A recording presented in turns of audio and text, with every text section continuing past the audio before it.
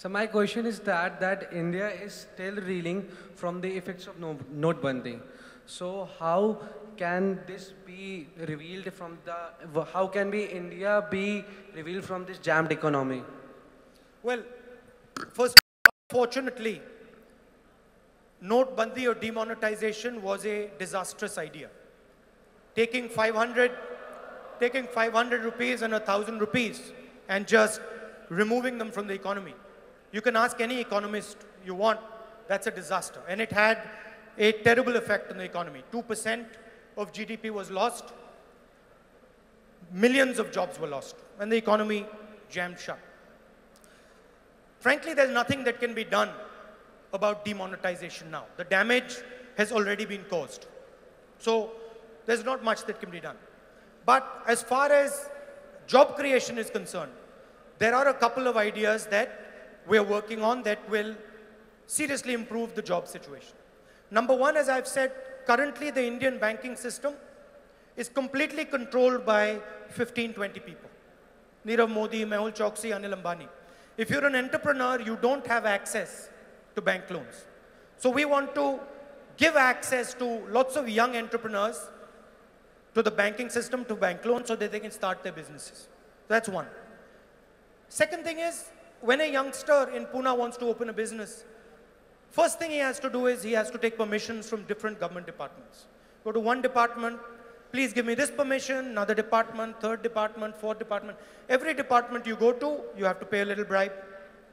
So by the time you start your business, you're already done.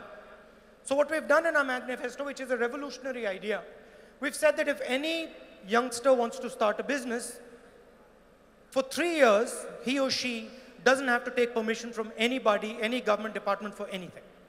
You go start your business. Once you've started your business, take your time, spend 3 years doing your business. If your business is successful, if you've got some employees, 20, 30 employees, then come to the government department for permission. So we want to remove that hassle from you. Second thing, third thing, 22 lakh government jobs are lying empty. India needs to build a education infrastructure, healthcare infrastructure. And it needs to build public government institutions that are good and effective. So we are going to increase our expenditure on education and on healthcare. We're going to take our educational expenditure to 6% of GDP. And in order to run these institutions, we're going to require lots of people. So 22 lakh jobs will be filled to fulfill the challenges of universal healthcare and education. There's another 10 lakh jobs that we can create at the panchayat level in the rural areas. So that right there is 33 lakh jobs. And that's easy. Once we do the Nyay scheme and we pump money into the economy will start, production will start, and you will see that jobs will start up again. But the sad part is that demonetization, frankly, nothing can be done. It's like a injury that we have sustained and we are going to have to carry with us. Yeah. Thank you so much, sir. Thank you, Rahul. Yeah. And there is a next question from Aditya Mishra. Aditya is from Bharati Vidyapit, deemed to be University College of Engineering, Pune. He's the question guy.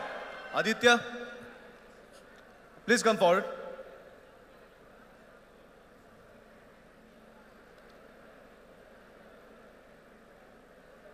Hello, sir. Hello. Sir, as you mentioned in your manifesto that in the coming government, you will replace the Niti Aayog with Planning Commission. So, sir, what are the drawbacks that you saw in Niti Aayog that you are willing to replace it? The difference between the Niti Aayog and the Planning Commission is that the Niti Aayog gets into implementation of policies. They talk about how some projects should be carried out. The Planning Commission plans India's strategy. The Planning Commission was a strategic institution. It didn't do things at the project level, it did things at the national level. And so that's the difference between Niti Aayog and the Planning Commission. We believe that India needs an institution that strategically thinks about what needs to be done at the global level, not at the regional level or the local level. So that would include, for example, how should Indian healthcare interact with the rest of the world? How should the healthcare industry be developed? How should the civil aviation sector be developed? These are strategic questions. And the power of the Planning Commission was that it was strategic. It thought about strategy, not about tactics. Niti Aayog thinks about tactics. Tactics can be done at the state level. Tactics can be done at a much lower level. Strategy needs to be done at the national level. That is why the nature of the institution needs to be changed. We want a strategic institution that allows us to solve problems at large scales. That's why we are going back to the Planning Commission model. One more question. Yeah. Sir, in the last Planning Commission, there were no non-permanent members. Sorry? And in the last Planning Commission, there were no non-permanent members. All were the permanent members.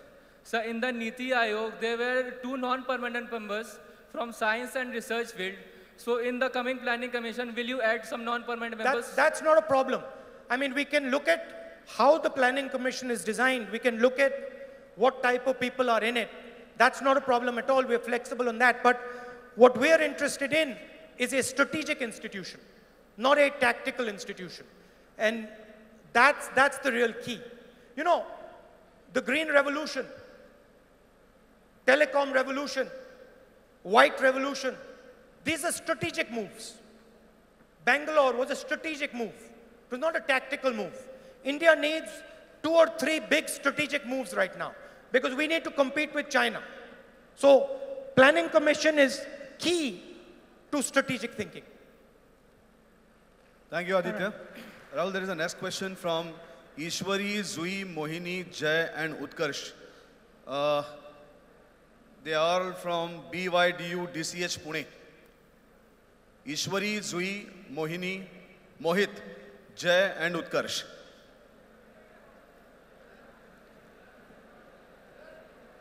Okay.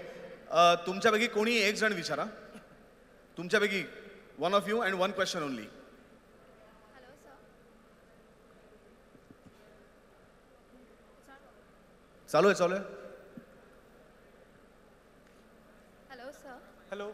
So my question to you is, what are your views about the recent attack, the airstrike which took place, and who do you think should take the credits for it? I think the Air Force should take the credit for it. Okay. Air Force has done it. Air Force has done it. Air Force should take credit for it. And I think it's important that people know that they can't mess around with India. It's important that people understand that there is a cost.